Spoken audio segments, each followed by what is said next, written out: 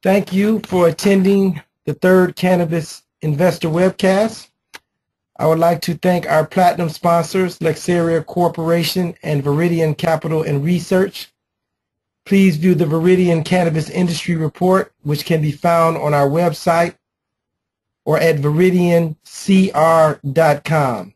Please type questions for the presenter in the question box. Our speaker today is Chet Billingsley, CEO of Mentor Capital Incorporated. Chet, give me a couple of seconds. I will turn the screen over to you. Okay, Chet, we can now hear you, and I am turning the screen over to you, and we can see your screen. Hello, this is Chester Billingsley, and I'm the president of Mentor Capital Inc. We provide public market funding for cannabis companies, and our primary focus is investing in private companies.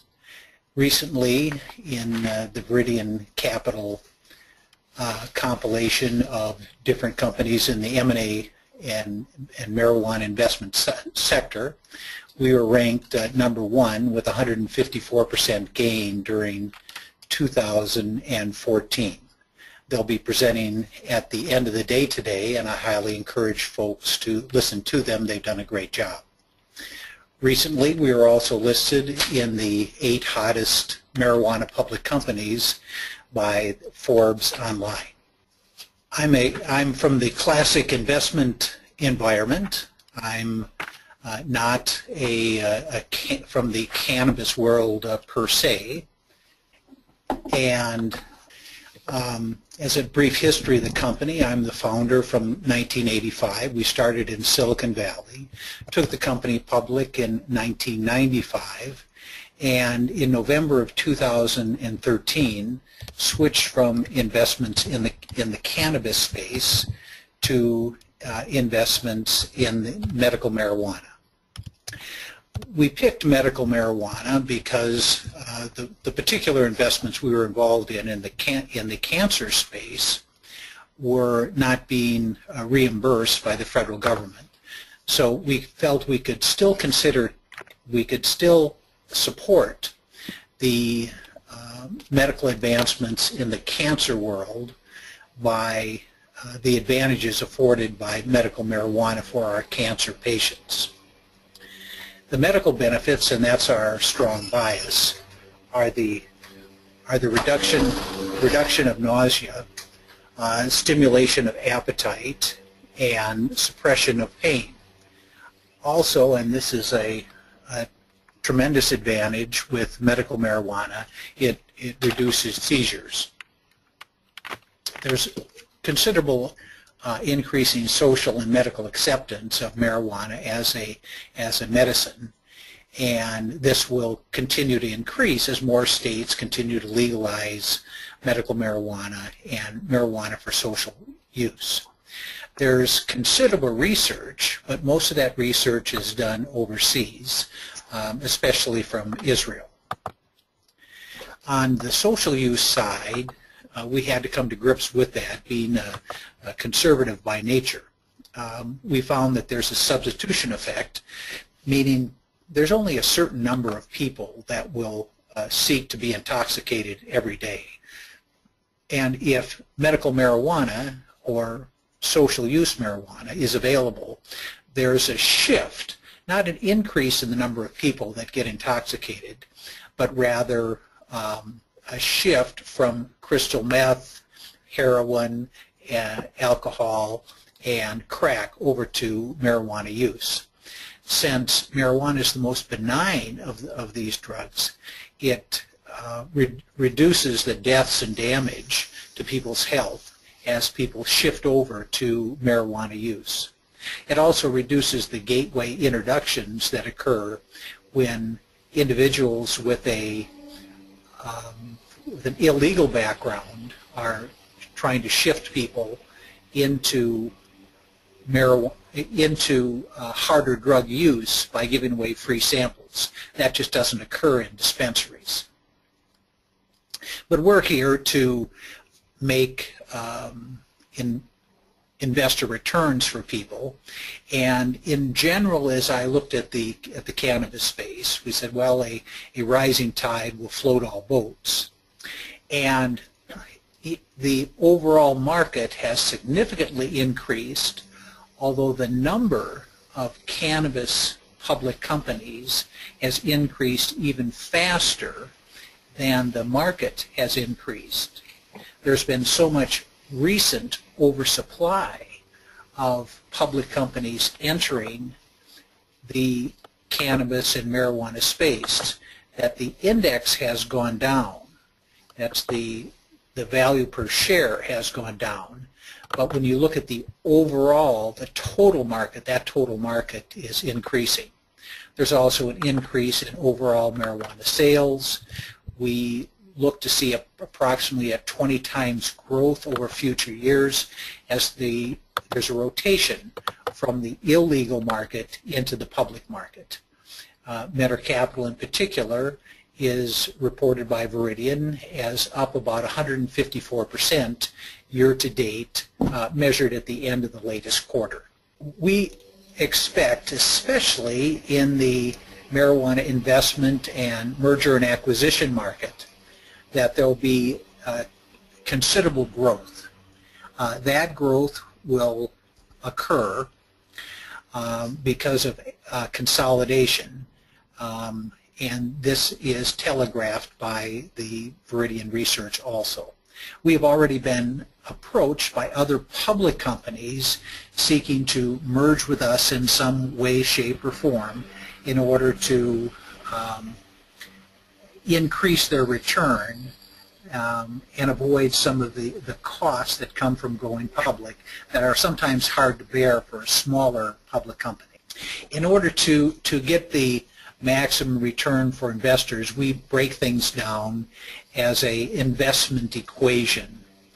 And by keeping the shares limited, raising capital efficiently, making sure we're fully reporting and efficiently meeting the requirements of the SEC and applying that to growing businesses, we're going to get maximum shareholder return. One aspect that I think is often overlooked by investors and seems to be overlooked by investors in the cannabis space is the great importance of limiting the shares that are issued. As a CEO, it is better for me if I just issue a ton of shares with a large portion of them to myself, and this will allow me to pay myself more and personally come out ahead. However, that is very damaging to shareholders. I haven't taken that route. We've constrained shares and currently have 14.5 million shares outstanding. Virtually all of those shares, I would say all but perhaps 1 million, have been purchased for cash over time. We have a policy, and there's no new compensation shares issued for the board or the CEO. We issue no shares for any IR firm to pump up the stock. We don't allow any vulture financing or death spiral financing to occur. And just to make the point, I've put all of my shares in a voluntary escrow where they can't be sold. And eventually I'll have to sell some shares for taxes and so forth. But before I do that, I'll issue a press release or include in a press release that I'm taking the shares out of escrow. So far I haven't sold any shares for 10 years, which redounds greatly to the benefit of shareholders. I would encourage any investor looking at the cannabis space to check the number of shares that are outstanding and see what's being issued to insiders, and ensure that that their shares aren't diluting your investment. We also try in a related way to raise capital in an efficient fashion. Earlier this year we raised $3.7 million. We've invested about $1.8 million in the cannabis space. That we have a healthy reserve. Our next step, because I feel the common stock price is suppressed by the oversupply of new cannabis companies entering the market, is to raise funds from institutional and accredited investors by issuing preferred shares that can be converted to common sometime in the future when our share price is normalized at what I think is a fairer price. Our common shareholders have a large number of warrants at about $1.60 a share, and that's another source of capital. We get approached, I would say, almost daily with someone wanting to issue us or work with us with some sort of toxic financing that we continually avoid. Also, it's important to make sure that the public companies are fully reporting. At the beginning of the year, we were starting at a dead stop in that regard, and have gone through the many steps to bring us up from limited information to the highest level of the pink sheet called current information, completed our audits, and recently we've submitted our Form 10.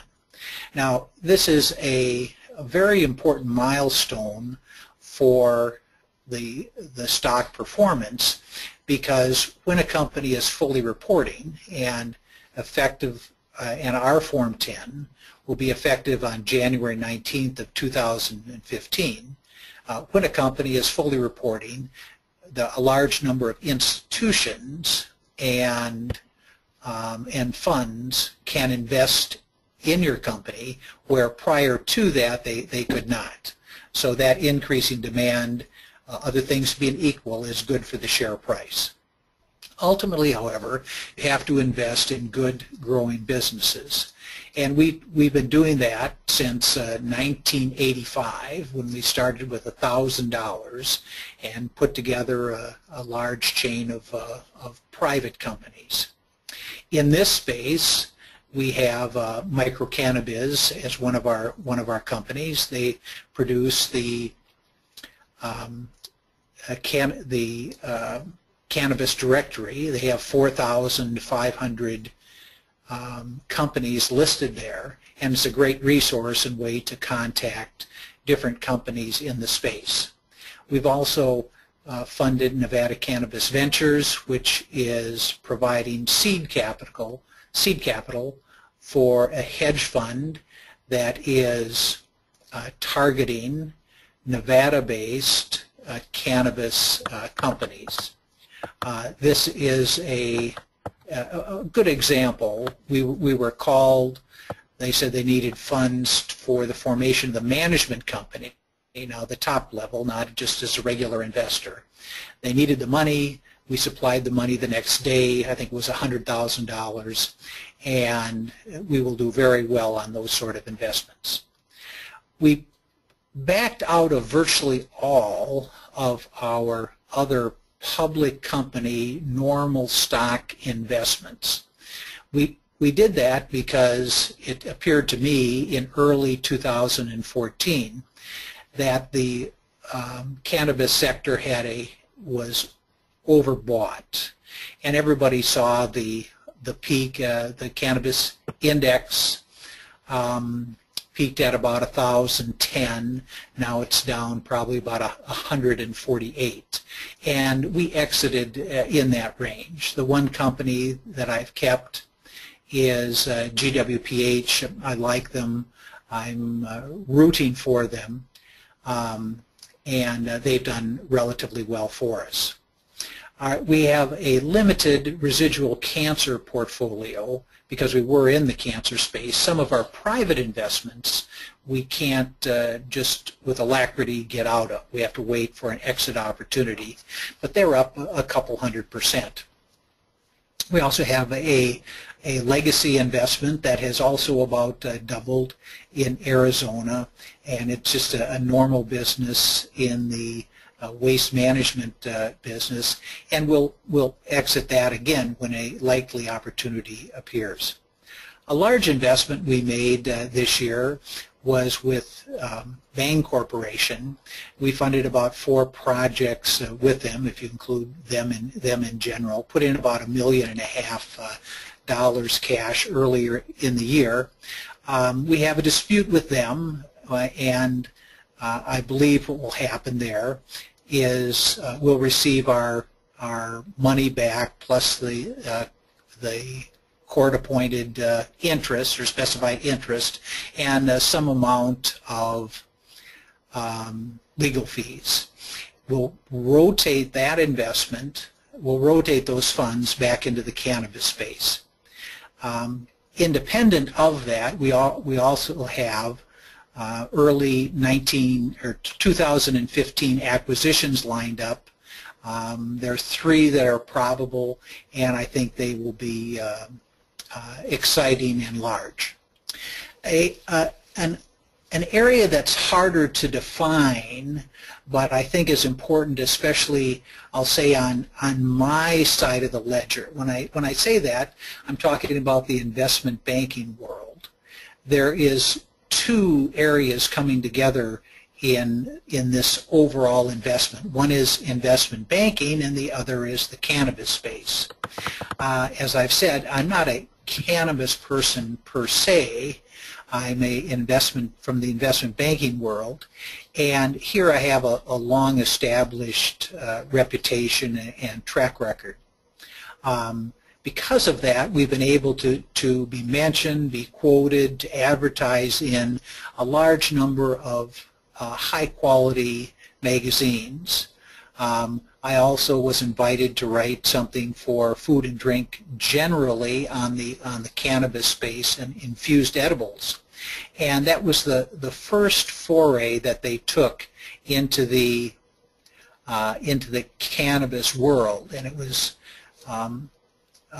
reviewed by the president of their company to make sure everything was just okay, and on my suggestion, a second article was written in a different magazine, but that was in defense of business ethics.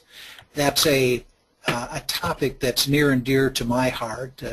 I've been following that since reading The Practice of Management by Peter Drucker back in the early 70s. There he says that the men and women of business are the stewards of the assets of society. And I think that sort of principle is important to bring to this cannabis space, because here in the past it's been sort of the wild, wild west. And in order for maximum returns to be gained by everyone, things have to settle down and be normalized, like I've seen in the past in Silicon Valley or in the biotech space. But because that reputation is already established for me in the investment banking world, it's a little bit easier for me to get entrees to people that maybe would hesitate to get into cannabis, but they'll work with me because I'm one of their people, and as you see, I'm conservative and wear a tie.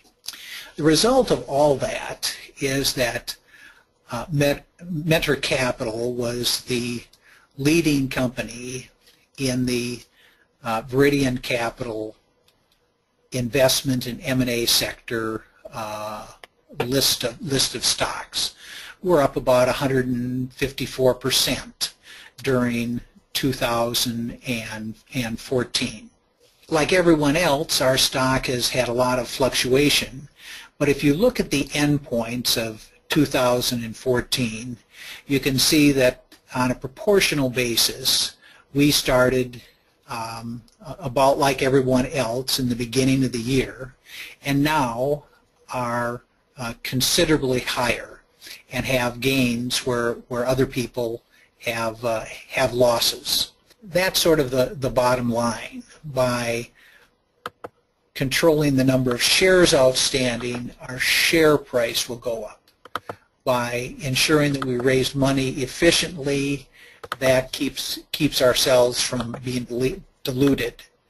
We'll look to see another change in the share price when our fully reporting status kicks in on January 19th, and we apply the funds that we're raising through preferred shares or the exercise of warrants to good growing businesses. We have 3 that are identified for early 2015, and I will say, just sort of give an indication, I think we've been contacted by 86 firms over the course of 2014 that are interested in receiving funding or working with us in some form, including public companies that may be part of the upcoming consolidation, where a few companies that are dedicated to the public market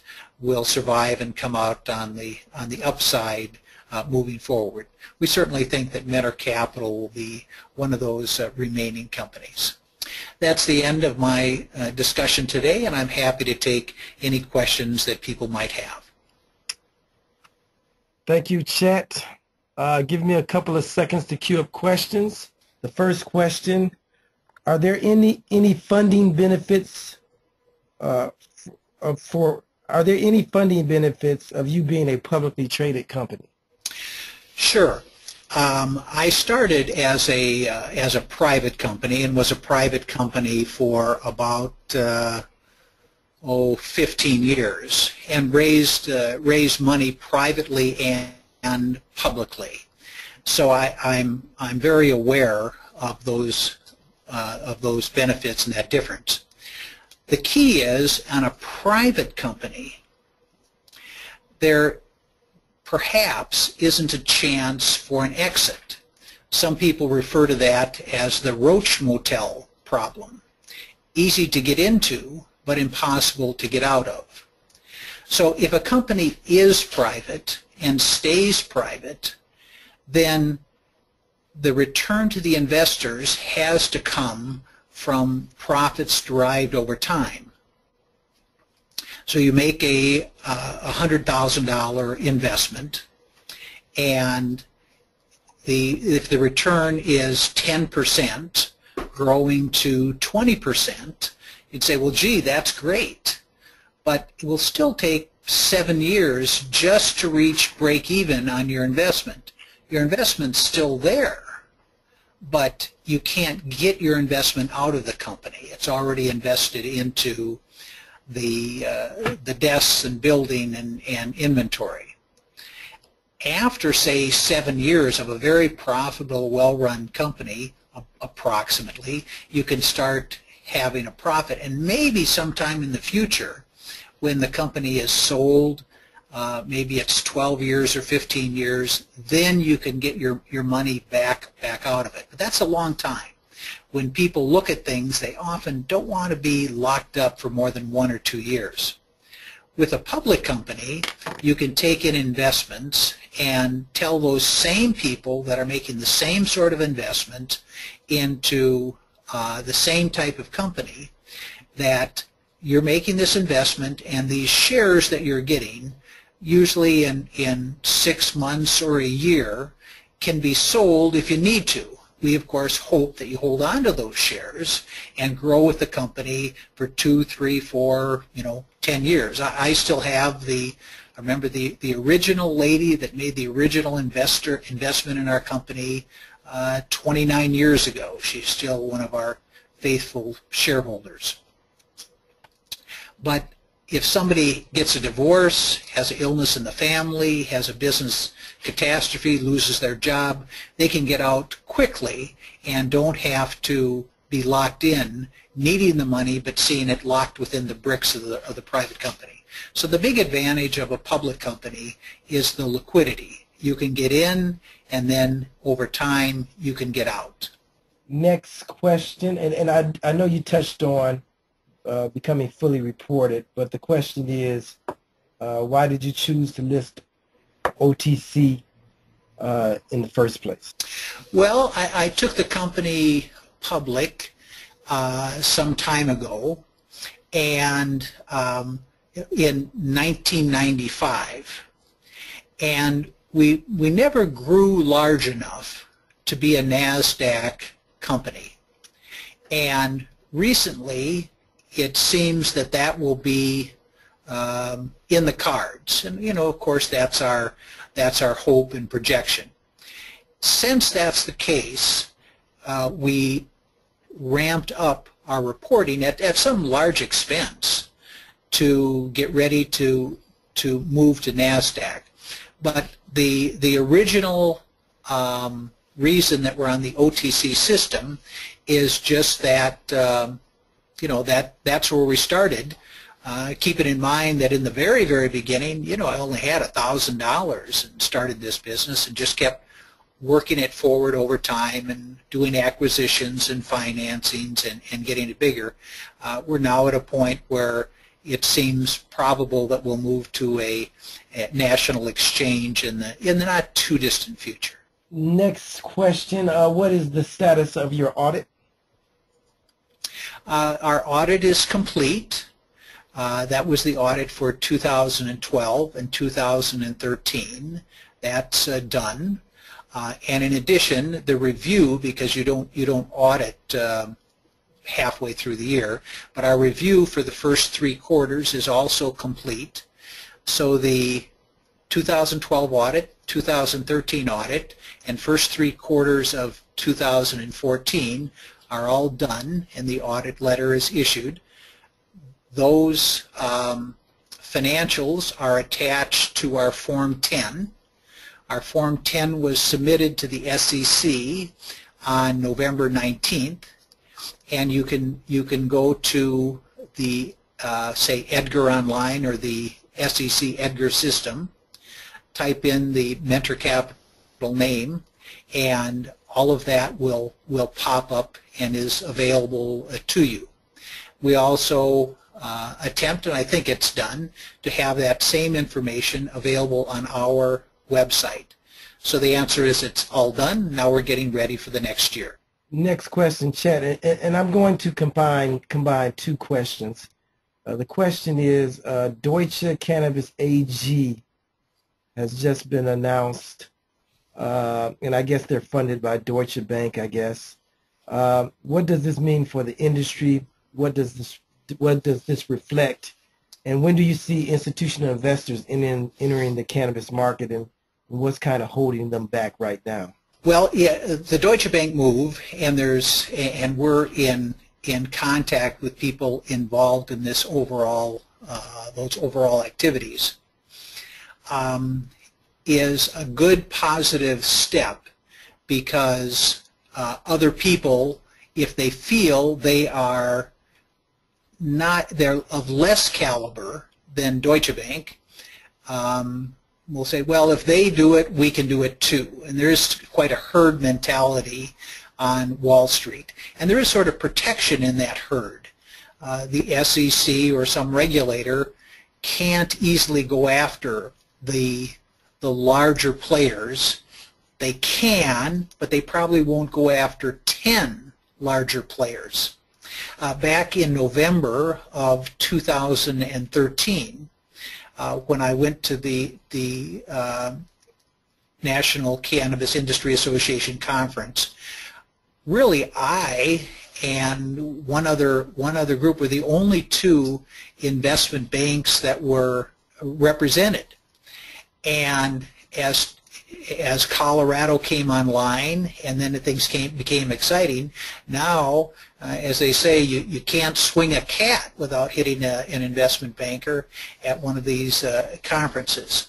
So more and more legitimate people are joining the movement, or supplying financing, because they see that it's profitable. But the fear is that you'll be shut down, that there'll be a new administration, a new district attorney, somebody new at the SEC, somebody new at your trading firm, and they find out you're in the marijuana business and close your account. And it doesn't seem like, well, that would happen. But we've experienced that at one time. We probably have altogether, between trading accounts and bank accounts, maybe 12 different accounts. One of those accounts was closed, and the only reason was that we're in the marijuana business.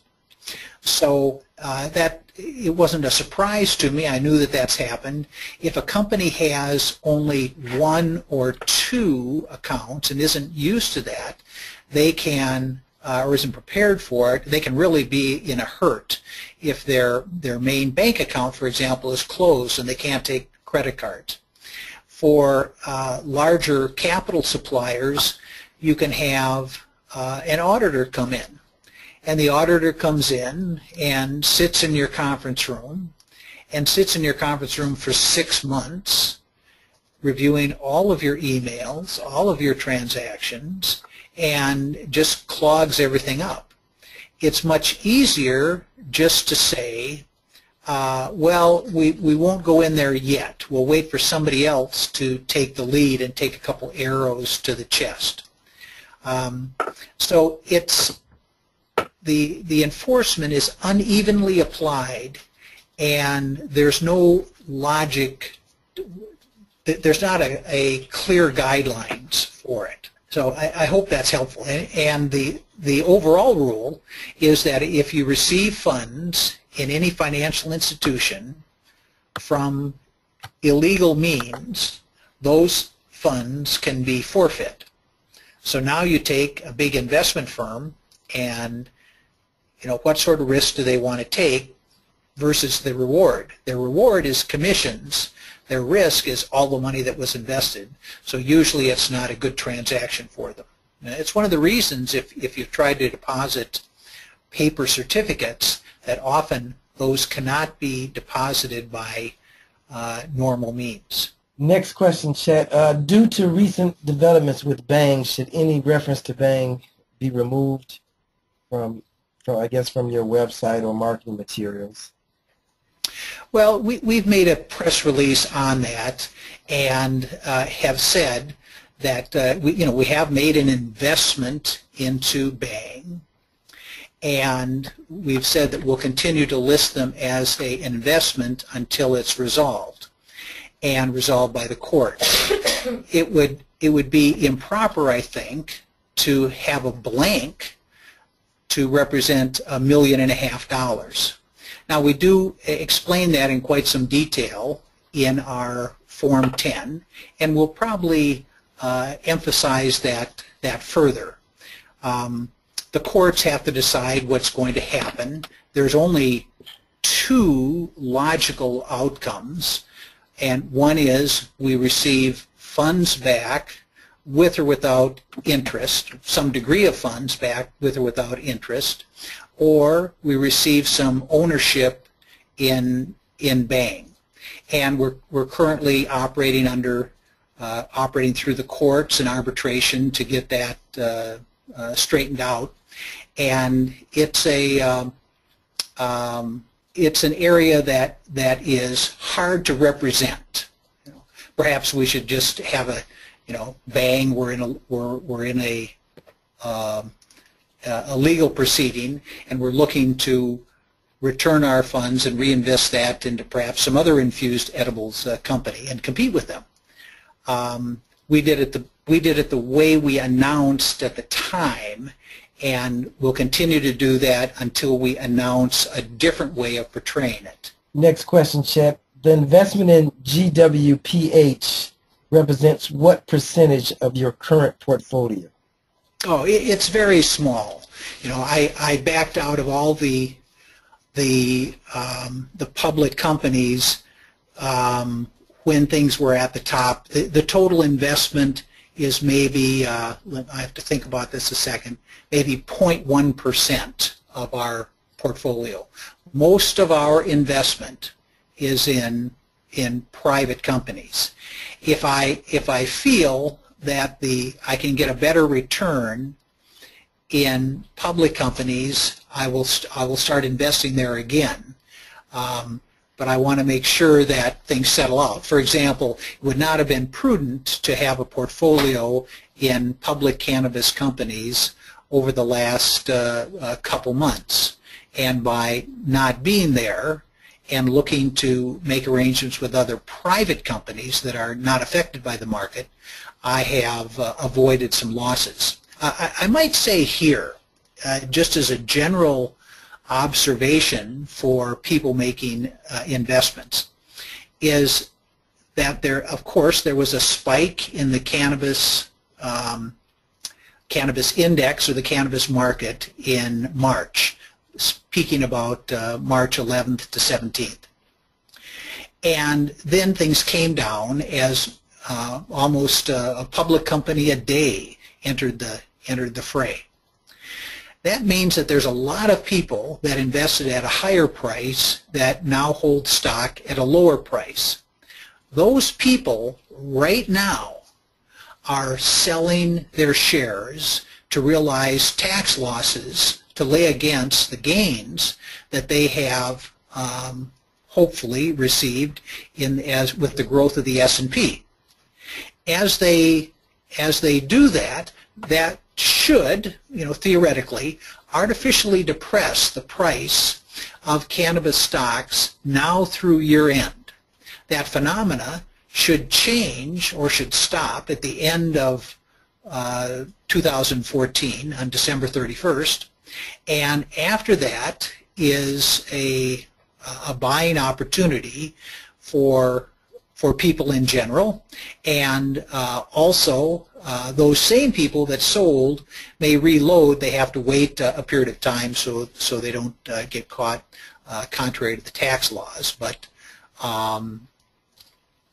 look for that tax loss selling as an opportunity in January. So Chet, does this mean Mentor Capital would take advantage of those opportunities in the new year? We will look at the public companies and see what makes sense. Usually our investments in a public company will be a block. We'll look for at least a 35% discount for the block purchase. We're a long-time holder.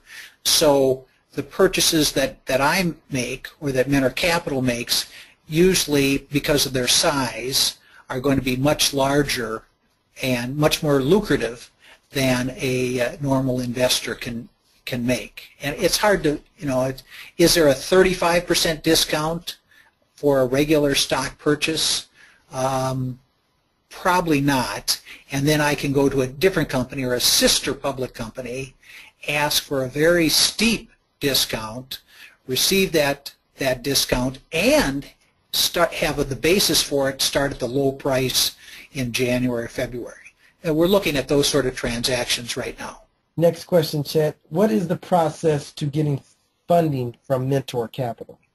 Well, first you have to have revenues. If you have revenues, or perhaps extraordinary IP, something like a patent that is solid, give a call. We'll talk to you, and we look to make purchases at a multiple of revenues and income.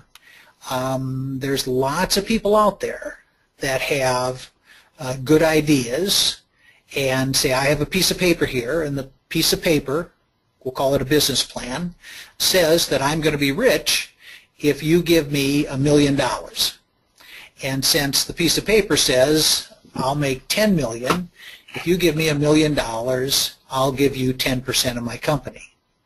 And that's just not how it works.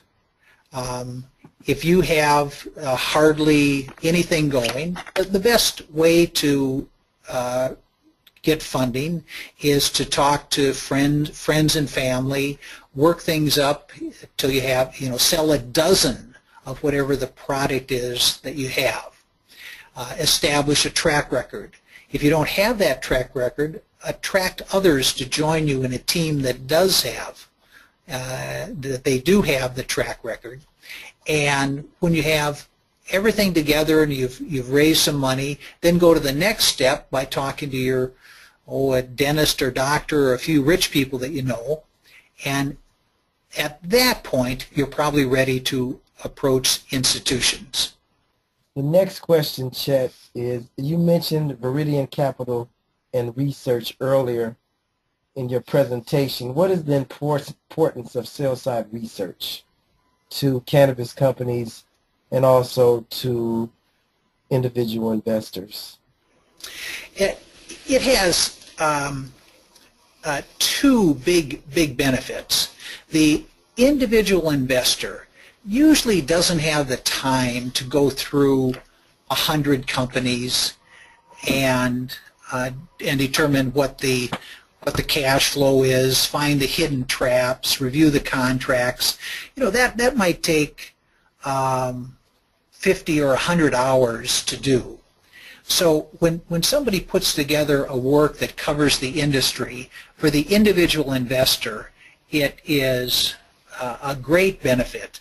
They can then make some decisions not based just on the fact that somebody has a name, marijuana 123, oh, I'm going to buy this stock. Instead, they can look to see who are the best performers, what do the analysts say about them. Usually the analysts know what they're talking about and have spent quite some time researching, and they have their reputation on the line. So the regular investor, the normal investor, can then narrow things down to a few companies that they want to take a look at, and they can spend an hour or two looking at those few companies and say, of those three, I like these two, and make an informed investment. That's one big advantage. A second advantage, and this is to the benefit of everyone, is that once there starts being research, then the institutions, funds, the family home offices, the people with blocks of money, they can start making investments, because when they turn to their investors, they have to be able to say, we bought this company has these financials and was recommended by so-and-so. If the research isn't there, they can't do it on their own, because it's not the preferred way. They have to have a third party verify things. When there's research like we have here, they can step forward, and what that does is raises the prices, because it's raising the demand in big blocks for the companies that are performing better than others. Okay, so I guess it would be safe to say that research is very important to publicly traded cannabis companies, because institutional investors will not invest in these publicly traded cannabis companies unless there's some type of research. So I guess the research out there now would be maybe Viridian Capital and Research. You got Alan Brockstein, you got 420 Technical, and Paul Cohen. But again, I guess to sum it up, institutional investors would not enter by invest in these publicly traded companies unless there's research out there. Is that safe to say? Yes, and especially the first credible major research like Viridian is doing is just very important. And the next one, the next researcher that comes in is going to follow the industry, that will improve things by an additional 20% or approximately. But this can be a full step up.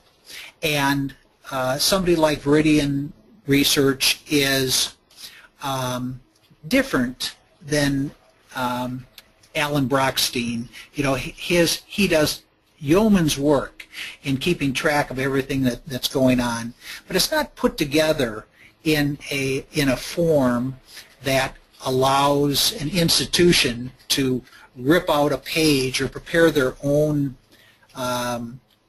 PowerPoint presentation for their investors. You can't go to what looks sort of like a blog and use that as to convince a home office to give you $1 million. But somebody like Viridian Research, their work is extremely credible and will be very good for the industry. I guess Alan's is kind of geared towards individual investors.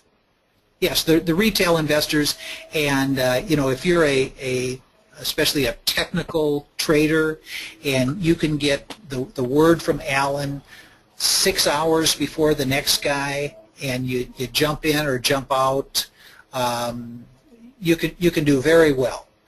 Institutions don't normally do that. They invest and they just sit there for 6 months to 3 years, and that's a different type of animal. Okay. All right, and again, we're referring to Alan Brockstein. So Yes. I think that concludes our Q&A. Let me make sure. Yep, that concludes our Q&A. Any last comments, Chet? Derwin, you do a great job of getting us all together. I appreciate it, and we look forward to growing in this cannabis market together. Well, we look forward to the new year and getting updated in about 3 months on Mentor Capital's progress. That concludes our presentation. The next presentation.